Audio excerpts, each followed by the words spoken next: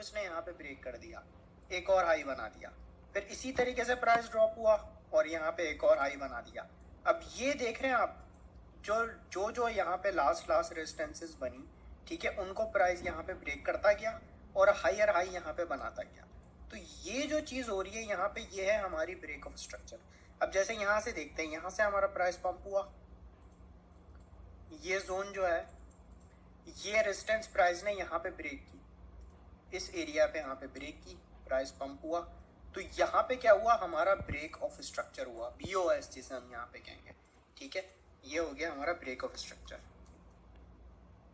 इसी तरीके से यहाँ पे फिर प्राइस ने इस एरिया को ब्रेक किया, जब स्ट्रक्चर ब्रेक हुआ प्राइस ऊपर गया, फिर यहाँ से इसने रिजेक्शन ली और यहाँ सपोर्ट बनाई और यहाँ पे इसने इस एरिया को ब्रेक किया। तो हमारा सेकंड ब्रेक ऑफ स्ट्रक्चर कहाँ पे हुआ, इस एरिया पे। ये हमारा सेकंड ब्रेक ऑफ स्ट्रक्चर हो गया, ठीक है। यहाँ पे BOS 1 था, ये हमारा, ये BOS हमारा 2 हो गया, ठीक है। ये ब्रेक ऑफ स्ट्रक्चर 1 हुआ, यहाँ पे ये ब्रेक ऑफ स्ट्रक्चर 2 हो गया। फिर उसके बाद यहाँ पर अगर हम देखेंगे, ट्रेंड कंटिन्यू अभी चल रहा है। फिर यहाँ पे क्या हुआ कि इस एरिया में आके प्राइस ने यहाँ पे रेजिस्टेंस ली, यहाँ से प्राइस ब्रेक हुआ और यहाँ पे हमारा जो प्राइस है इस एरिया को ब्रेक कर दिया। यहाँ पर अगर मैं देखूँ तो हमारा कंटिन्यू अप ट्रेंड में, और स्ट्रक्चर यहाँ पे ब्रेक होता जा रहा है, ठीक है। स्ट्रक्चर ब्रेक कब होता है, जब प्राइस पंप हुआ, उसने एक रेजिस्टेंस बनाई, वहां से प्राइस ड्रॉप हुआ, फिर उसने उसी रेजिस्टेंस को ब्रेक करके आगे कर दिया, ठीक है। तो यहाँ पे हमारा BOS 3 हो गया, ब्रेक ऑफ स्ट्रक्चर 3, यानी हमारा थर्ड यहाँ पे ब्रेक ऑफ स्ट्रक्चर हुआ, ठीक है। तो ये सिंपल कॉन्सेप्ट है ब्रेक ऑफ स्ट्रक्चर का, ठीक है। अब यहाँ पे ये एक अप ट्रेंड का ब्रेक ऑफ स्ट्रक्चर है। इसी तरीके से मैं आपको अब एक डाउन ट्रेंड का ब्रेक ऑफ स्ट्रक्चर बना के दिखाता हूँ। अब यहाँ पे क्या हुआ कि अब यहाँ पे प्राइस आना शुरू हुआ डाउन, यहाँ से फर्ज करें प्राइस गिरना शुरू हुआ, ठीक है। अब यहाँ से इसने बाउंस बैक तो किया प्राइस ने, लेकिन ये हमारा रेजिस्टेंस एरिया था, इसे ब्रेक नहीं कर पाया, और यहाँ से इसने लास्ट सपोर्ट को यहाँ पे कर दिया ब्रेक, ठीक है। फिर यहाँ पे प्राइस ने सपोर्ट बनाई, थोड़ा पंप हुआ, फिर यहाँ पे गिर गया, इसी तरीके से फिर पंप हुआ, फिर गिर गया। तो इस तरीके से यहाँ पे आपको प्राइस यहाँ पे सारा चलता दिखाई दे रहा होगा, ठीक है। तो इस तरीके से हमारा डाउन का एक ब्रेक ऑफ स्ट्रक्चर होगा। मैं आप एक फ्रेश बिल्कुल आपको यहाँ पे बना के दिखाता हूँ ताकि बात आप लोगों को समझ आए, क्योंकि फिर उसके बाद नेक्स्ट चीज पे जब हम बढ़ेंगे आगे तो वो आपको क्लियर हो पाया, ये आपको समझना जरूरी है, ठीक है। अब यहाँ पे आप देखें, यहाँ से प्राइस ने रिजेक्शन ली, ये हमारा रेजिस्टेंस एरिया बना, ठीक है। ये हमारा रेजिस्टेंस एरिया बना, प्राइस इसे ब्रेक नहीं कर पाया, ठीक है। हमारा यहाँ पे कहाँ ब्रेक ऑफ स्ट्रक्चर हुआ, इस एरिया पे, यहाँ से प्राइस हमारा ब्रेक हुआ, ठीक है। यहाँ से ब्रेक होकर थोड़ा पंप हुआ और फिर यहाँ पे ये हमारा सपोर्ट का एरिया था, यहाँ पे ये सपोर्ट का एरिया था, यहाँ पे प्राइस ने थोड़ी सपोर्ट बनाई, ठीक है, बाउंस बैक किया और फिर उसके बाद यहाँ पे हमारा यहाँ से सपोर्ट बनाई पंप हो, और इस एरिया में हमारा दोबारा स्ट्रक्चर ब्रेक हो गया डाउन साइड की तरफ। तो यहाँ पे अगर हम देखें, ये हमारा ब्रेक ऑफ स्ट्रक्चर 1 बना, ये 2 बना, ठीक है, और ये 3 बना।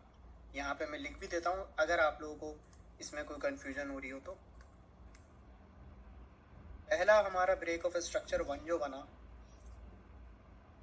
वो ये बना, यहाँ पे जब ब्रेक हुआ। दूसरा बना ये, ठीक है, यहाँ पे लिख देता हूँ, यहाँ पे हमारा हो गया सेकंड ब्रेक ऑफ स्ट्रक्चर, ठीक है, ये। और थर्ड हमारा यहाँ पे हो गया डाउन ट्रेंड के अंदर, ठीक है, यहाँ पे हो गया हमारा ब्रेक ऑफ स्ट्रक्चर 3, ये हो गया हमारा ब्रेक ऑफ स्ट्रक्चर 3। तो इसी तरीके से यहाँ पे आप देखें, जब प्राइस अप साइड पे जा रहा था तो हमारे ब्रेक प्राइस जो है यहाँ पे अपने स्ट्रक्चर को ब्रेक करता रहा, पंप होता रहा और अब ट्रेंड में चलता रहा। लेकिन जब यहाँ पे प्राइस रिवर्स हुआ तो उसमें भी हमें ब्रेक ऑफ स्ट्रक्चर देखने को मिलता गया, ठीक है ना। तो ये एक चीज होती है कि स्ट्रक्चर ब्रेक होना किसे कहते हैं, ठीक है। अब यहाँ पे ये अगर मैं यहाँ पे पूरा रिमूव कर दूँ ठीक है। अब यहाँ पे आती है दूसरी चीज। अभी जैसे मैंने आपको समझाया ब्रेक ऑफ स्ट्रक्चर, फिर आ गया उसके बाद change of character. Change of character किसे कहते हैं, जी आप बात समझने वाली है। अगर मैं यहाँ पे देखूं, जैसे यहाँ पे मैंने आपको एग्जांपल दी, ब्रेक ऑफ स्ट्रक्चर होता जा रहा है, ठीक है, होता जा रहा है, प्राइस हायर हाई बनाता जा रहा है, बनाता जा रहा है, और ये स्ट्रक्चर ब्रेक हुए जा रहा है, हुए जा रहा है, प्राइस एक बिल्कुल अप डायरेक्शन के अंदर जाता चला जा रहा है। हर बार लास्ट रेजिस्टेंस को ब्रेक कर दिया, हर बार लास्ट रेजिस्टेंस को ब्रेक कर दिया। अब प्राइस पहुंच गया एक पीक के ऊपर, ठीक है।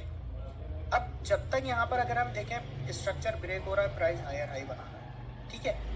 अब यहाँ पे क्या हुआ कि एक अप ट्रेंड के अंदर कंटिन्यू प्राइस चल रहा था, उसके बाद शुरू हो गया एक डाउन ट्रेंड, यहाँ पे ब्रेक हुआ, ठीक है। फिर इस तरीके से प्राइस जो एक अप ट्रेंड में था वो डाउन ट्रेंड में आना शुरू हो गया, बिल्कुल इस तरीके से। तो यहाँ पर अगर मैं देखूं इस पूरे एरिया को, ये जो मेरा जोन बना, ये जो मेरा एक टॉप बना यहाँ पे हायर हाई का, यहाँ पे प्राइस ने अपना बना दिया एक टॉप, ठीक है। ये टॉप मेरा बन गया इस एरिया। अगर मैं यहाँ पे इस पूरे एरिया को देखूं, यहाँ से प्राइस मेरा पंप होना स्टार्ट हुआ, पंप हुआ, पंप हुआ, पंप, और एक टॉप बन गया, और ये टॉप बनाने के बाद प्राइस यहाँ पे आके गिर गया, ठीक है, और कंटिन्यू यहाँ पे प्राइस मेरा ड्रॉप हो रहा है। अब यहाँ पे ये जो कंडीशन चेंज हुई है, कंडीशन जो एक अप ट्रेंड से सीधी एक अप ट्रेंड में गई प्राइस, फिर अप ट्रेंड के बाद जो प्राइस के अंदर एक डाउन ट्रेंड आने वाला था, और वो जब डाउन ट्रेंड की शुरुआत हुई, उसको हम यहाँ पे ये कहेंगे कि ये हमारा क्या हुआ, ये हुआ हमारा चेंज ऑफ करेक्टर। यानी एक हम जब अप ट्रेंड में कंटिन्यू जा रहे थे, अप ट्रेंड के बाद जब हम डाउन ट्रेंड में जाना शुरू हो रहे हैं, तो इसके अंदर ये जो एक टॉप बनता है और उसके बाद एक रिवर्स आता है, उस एरिया को हम कहते हैं कि चेंज ऑफ करेक्टर हुआ है, ठीक है।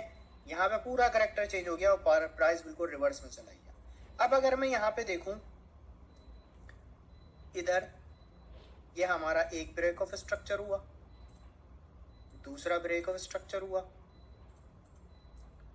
तीसरा, ठीक है, ये हमारा चौथा, उसके बाद ये पांचवा, और ये छठा। 6 यहाँ पे ब्रेक ऑफ स्ट्रक्चर बने हमारे अप ट्रेंड के लिए। यहाँ से प्राइस अप ट्रेंड में जाता गया और 6 ब्रेक ऑफ स्ट्रक्चर ब्रेक किए, 7वें पे टॉप बना है, और उसके बाद फिर यहाँ से प्राइस गिरना शुरू हुआ, और हमारा ये हो गया चेंज ऑफ करेक्टर हो गया यहाँ पे, ठीक है। बी अगर एसएमसी की लैंग्वेज में कहें तो हम इसे चेंज ऑफ करेक्टर कहेंगे, ठीक है। अब यहाँ पे जब हम डाउन ट्रेंड के अंदर आए, तो हमारा यहाँ स्ट्रक्चर ब्रेक हुआ, हमारा यहाँ पे स्ट्रक्चर ब्रेक हुआ, यहाँ पे स्ट्रक्चर ब्रेक हुआ, और उसके बाद यहाँ पे स्ट्रक्चर ब्रेक हुआ, ठीक है। अब यहाँ पे क्या हुआ कि एक ये पूरा स्ट्रक्चर हमारा चल रहा है, यहाँ टॉप पे हमारा टॉप बना। अब यहाँ पर मैं कहता हूँ कि ये हमारा एक प्राइस जो डाउन ट्रेंड में चल रहा था, यहाँ पे मैं लिख देता हूँ, डाउन लिख देता हूँ, बिल्कुल प्राइस यहाँ पे आ गया डाउन, टॉप से डाउन पे आ गया, ठीक है। अब यहाँ पे मार्केट के अंदर एक चीज होती है, मार्केट कभी भी या तो कंटिन्यू ऊपर जाती नहीं है, या तो कभी भी ऊपर नहीं जाएगी। ऐसा नहीं होगा कि मार्केट ऊपर ही जा रही है और बस जाए जा रही है और नीचे नहीं आ रही, ऐसा कभी भी नहीं होता। और ऐसा भी कभी भी नहीं होता कि मार्केट सिर्फ नीचे चली जा रही है, नीचे चली जा रही है, नीचे चली जा रही है, ऊपर आई नहीं, ऐसा भी कभी नहीं, ये दोनों कंडीशन नहीं होती, ठीक है। अब यहाँ पे हमारा टॉप बना, यहाँ पे हमारा डाउन बना। अब यहाँ पर हम कहेंगे कि एक हमारा जो चेंज ऑफ करेक्टर हुआ वो इधर हुआ, ठीक है, इस टॉप पे। अब यहाँ पे क्या हुआ कि प्राइस डाउन आ गया, ठीक है। डाउन आने के बाद यहाँ पे प्राइस ने लिया अब एक रिवर्सल, ठीक है, यहाँ पे प्राइस रिवर्सल हुआ, ठीक है, सपोर्ट बनाई, फिर पंप, इस तरीके से फिर पंप, और लास्ट वाली रेजिस्टेंस को भी ब्रेक कर दिया, ऊपर चला गया बिल्कुल। अब यहाँ पे जो डाउन ट्रेंड से इसने एक रिवर्स लिया ना, एक हमारा चेंज ऑफ करेक्टर इस एरिया में हुआ, समझ आई बात। पहला चेंज ऑफ करेक्टर टॉप पे हुआ, दूसरा बॉटम पे हुआ, ठीक है, और उसके बाद प्राइस देखें पंप कर गया। तो यहाँ पे जो ट्रेंड एक रिवर्सल हो जाता है ना, बिल्कुल जैसे यहाँ पे इस एरिया पे टॉप पे हुआ, इधर डाउन पे हुआ, तो एक हमारा ये जो टॉप बना यहाँ पे हुआ चेंज ऑफ करेक्टर, एक हमारा डाउन यहाँ पे हो गया चेंज ऑफ करेक्टर, ठीक है। तो इसको कहते हैं हम चेंज ऑफ करेक्टर, ठीक है। अब उसके बाद एक चीज और आ जाती है इंड्यूसमेंट, ठीक है। इंड्यूसमेंट क्या होती है? अब अगर मैं यहाँ पे देखूं, ये जो मैंने यहाँ पे वेव्स बनाई है आपको समझाने के लिए, ठीक है ना। अब इसके अंदर भी यहाँ पर अगर आप देखेंगे ना, इसे अगर ये बड़े टाइम फ्रेम पे देख रहे हैं, तो अगर हम इसे छोटे टाइम फ्रेम में देखेंगे तो छोटे टाइम फ्रेम में भी हमें इस तरीके के पैटर्न बनते दिखाई देंगे। इससे पहले वाला आपने टॉपिक देखा होगा हमारा, ठीक है ना। इससे पहले वाला हमारा टॉपिक था उसके बारे में, फ्रैक्टल के ऊपर, ठीक है। तो उसके अंदर हमने ये देखा था कि हम छोटे बड़े टाइम फ्रेम से देखना स्टार्ट करते हैं और छोटे टाइम फ्रेम तक फिर उसको लेके जाते हैं, वो हमारे लिए काफ़ी हेल्पफुल होता है। अब इसी तरीके से जब आप वही चीज़ यहाँ पे देखेंगे ना, तो यहाँ पे भी वही चीज़ हो रही है, ठीक है। इंड्यूसमेंट के अंदर यहाँ पे क्या हुआ कि ये वेव्स तो बन रही हैं, लेकिन वेव्स के अंदर भी पैटर्न्स बन रहे होते हैं, वेव्स बन रही होती हैं। जैसे कि एग्जाम्पल के तौर पे ये जो आप बड़े ओवरऑल लार्ज टाइम फ्रेम में देख रहे हैं, जैसे आप 1 डे में देख रहे हैं या 4 आवर में देख रहे हैं, लेकिन अगर इसे आप 5 मिनट में जाके देखेंगे तो उसमें भी आपको ढेर सारे ऐसे पैटर्न्स बनते दिखाई देंगे, ठीक है ना। प्राइस उसके अंदर भी आप ट्रेंड डाउन ट्रेंड बन रहे होंगे, ठीक है। तो ये होती है यहाँ पे, ये जो आप इसे यहाँ पे आके देखते हैं ना, बड़े पैटर्न के अंदर भी आप यहाँ पे और छोटे पैटर्न्स को देखते हैं, तो यहाँ पे आप देख रहे होते हैं इंड्यूसमेंट के अंदर। तो जब कभी भी आप बड़े टाइम फ्रेम पे देख रहे हैं 4 आवर के अंदर, 1 आवर के अंदर, तो आपने बड़े एक स्केल के साथ आपने छोटे स्केल को भी यहाँ पे देखना होता है। तो यहाँ पर अगर मैं देखूँ up trend down trend, up trend down trend, up trend down trend, इस तरीके से यहाँ पे चल रहा होता है। अब यहाँ पे हमेशा बड़े टाइम फ्रेम के अंदर जब भी यहाँ पे कभी वो हो रहा होगा, अगर हम कहें कि जैसे यहाँ पे ब्रेक ऑफ स्ट्रक्चर हो रहा होगा, ठीक है, या उसके बाद जब हमारा एक टॉप बन रहा होगा, वहाँ पे चेंज ऑफ करेक्टर हो रहा होगा, तो हमेशा बड़े टाइम फ्रेम में चेंज आने से पहले छोटे टाइम फ्रेम के ऊपर हमें यहाँ पे जो ट्रेंड्स चल रहे हैं ना, छोटे छोटे, ऐसे मैंने आपको बताया कि आपने यहाँ पे आके देखना है। इंड्यूसमेंट बेसिकली इसको यहाँ पर हम कहेंगे, ठीक है। तो इसके अंदर आप यहाँ पे आके आपने देखना है, फिर आपने बड़े टाइम फ्रेम पे देखना है ये कहाँ पे आपका स्ट्रक्चर हो रहा है ब्रेक। तो ये जो बेसिकली हम इसको चार्ट को जिस तरीके से देख रहे हैं ना, ये हमारा एक स्ट्रक्चर मैपिंग का यहाँ पे सिलसिला चल रहा है, ठीक है। एक स्ट्रक्चर मैपिंग के थ्रू हम यहाँ पे देख रहे हैं। अब मैं यहाँ पे आपको एग्जाम्पल देता हूँ चार्ट के ऊपर, ये एक डाउन ट्रेंड का चार्ट है, ठीक है। अब यहाँ पे आप देखें कहाँ कहाँ पे हमारा ब्रेक ऑफ स्ट्रक्चर और चेंज ऑफ करेक्टर हुआ। ये देख रहे हैं आप यहाँ पे, ये एक अप ट्रेंड था, ठीक है। यहाँ पे हुआ हमारा चेंज ऑफ करेक्टर इस एरिया पे, ठीक है। और यहाँ पे हमारा हुआ ब्रेक ऑफ स्ट्रक्चर, ठीक है। ये हमारा हुआ ब्रेक ऑफ स्ट्रक्चर इधर।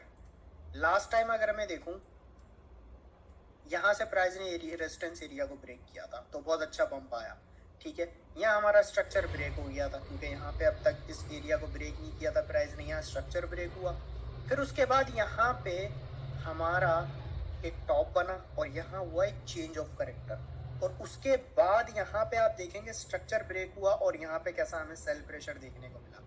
ये पहला स्ट्रक्चर ब्रेक हुआ, फिर यहाँ पे जो हमारा दूसरा स्ट्रक्चर बना वो बना ये एरिया। अब आप ये देखें जैसे ही ये एरिया ब्रेक हुआ तो हमें यहाँ पे एक मेजर सेल प्रेशर देखने को मिला, ठीक है। अब यहाँ पे अगर मैं ये डाउन ट्रेंड का यहाँ पे मैंने आपको एग्जांपल दी, अब यहाँ पे आप देख रहे हैं डाउन ट्रेंड में आया।